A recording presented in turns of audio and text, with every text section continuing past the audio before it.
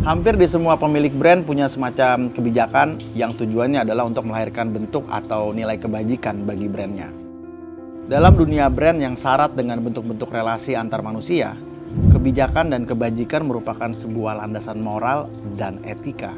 Randy Super Stainless lahir bukan sekedar untuk memenuhi kebutuhan pasar akan pisau, tapi lebih pada bagaimana mengasah tekad, konsistensi, dan keteguhan dalam membangun brand atas nama sendiri. Ini adalah sesuatu yang nyaris tidak bisa ditawar oleh apapun.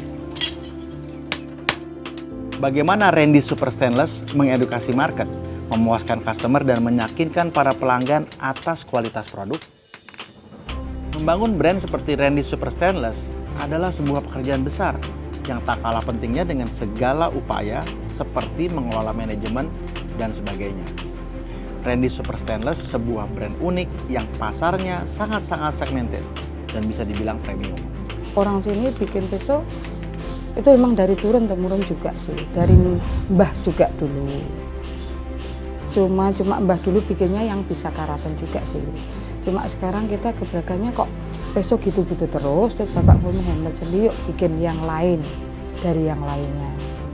Itu makanya kita bertahan sampai lama karena kita punya handmade sendiri itu.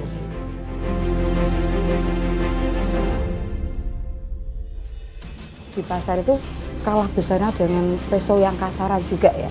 Perjuangan saya gimana caranya, terus saya ke supplier pasar-pasar, saya tinggalin juga peso saya, tidak suruh bayar pun, sewu pun tidak tak suruh bayar. Sebelum jadi uang, jangan dikasih.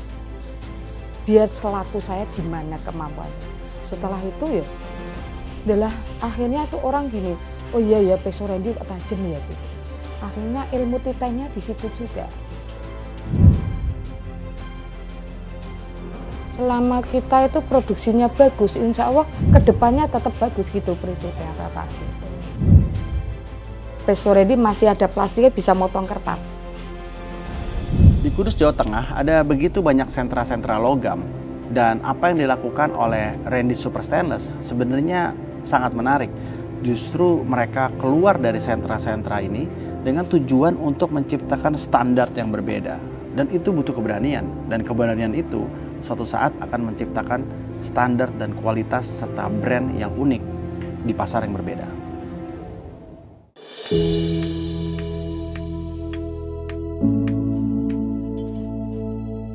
Pengalaman dari bergabung dengan Randy itu ya soal keterampilan membuat peso.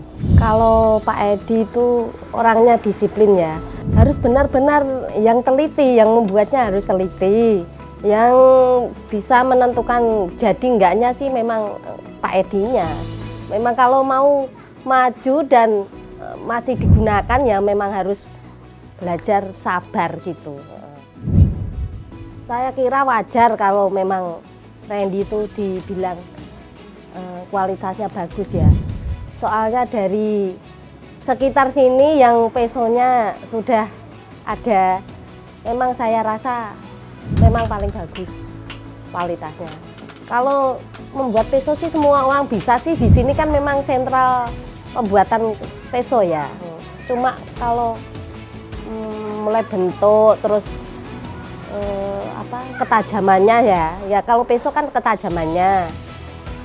Terus kerapiannya sih memang ya nggak bisa semua orang bisa sih. Konsistensi dan juga kesabaran itu adalah merupakan modal yang benar-benar harus dimiliki oleh para pelaku usaha. Nah, kalau sudah punya konsistensi, sudah punya kesabaran, tinggal memaintain bagaimana kualitas. Karena yang namanya kualitas itu sangat penting. Kualitas itu menjadi garda terdepan untuk melawan persaingan. Walaupun sudah berpuluh-puluh tahun berpengalaman membuat pisau-pisau sekeren ini, tapi Randy Super Stainless bukan cuma mau berhenti di situ, tapi memastikan bahwa setiap pisau yang dihasilkan itu dihasilkan dengan standar kualitas terbaik tanpa mengurangi 1% pun dari bahan-bahan material yang tidak seharusnya ada di dalam brand ini. Dan itu sangat keren.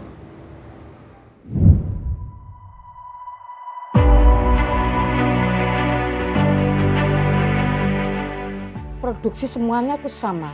Karena memang mau bikin tuh bilang, Mbak aku mau bikin peso, minta kopian, cetakan, nggak apa-apa. Bahkan cara pengikiran yang tajam aja ada yang nggak bisa tanya sini juga, dikasih lihat. Bapak prinsipnya ben pada do maju gitu tok prinsipnya. Yang penting punya handmade sendiri catnya. Bagi peso termasuk paling menonjol gitu. Karena modal kesabaran dan ketelitian itulah yang menjadikan saya sampai sekarang bertahan. Kita sabar kan produksinya bagus, kita saing kan enggak apa-apa. Selama kita produksi bagus mau saing dengan dimanapun, saya bangga dengan produk saya karena saya bagus. Makanya kenapa kita bersaing pameran dengan orang mampu, kita pede aja. Karena saya supplier di Indonesia sudah mengakui bahwa peso ini tajam gitu. Kementerian Perindustrian dalam hari ini Direktorat Jenderal Industri Kecil dan Menengah tak henti-hentinya memberikan pendampingan dan juga pembinaan kepada para pelaku industri kecil dan menengah supaya mereka benar-benar bisa memproduksi suatu produk yang dibutuhkan oleh pasar. Suatu produk tidak hanya dibutuhkan oleh pasar tetapi suatu produk yang berkualitas. Nah, kami sebagai pembina industri itu mempunyai target sebenarnya menjadikan para IKM itu bukan IKM yang hanya sekedar craftsmanship, tetapi IKM yang modern. Kenapa? Karena sudah bisa menembus pasar internasional.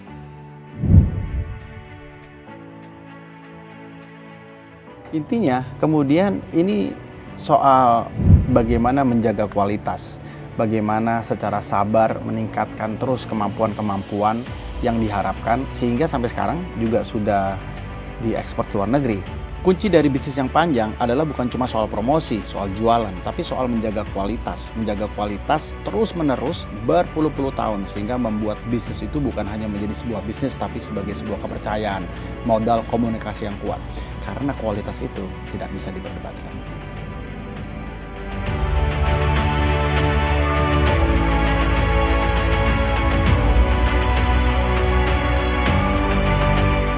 Sebuah brand punya pekerjaan rumah yang boleh dibilang tidak sederhana.